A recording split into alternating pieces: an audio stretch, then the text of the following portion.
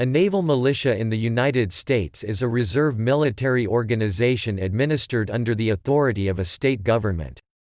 It is often composed of Navy, Marine Corps, and Coast Guard reservists, retirees and volunteers.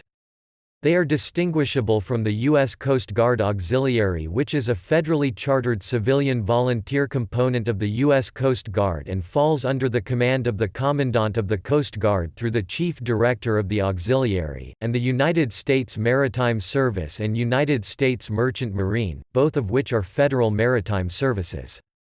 Under Title 10 of the United States Code, naval militias are treated differently from maritime state defense force units not primarily composed of reservists from the sea services.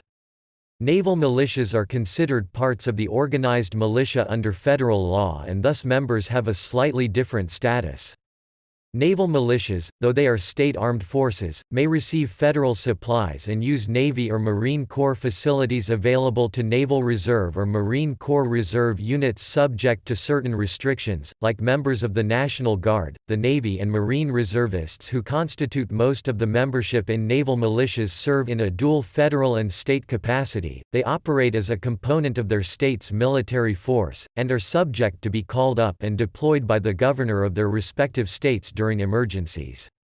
However, when individual sailors and Marines are federalized, they are relieved from their state obligations and placed under federal control until they are released from active service. Seamen and state Marines belonging to naval militias who do not hold federal status may be enlisted or commissioned into the federal sea services at the rank they are qualified for, at the discretion of the Secretary of the Navy.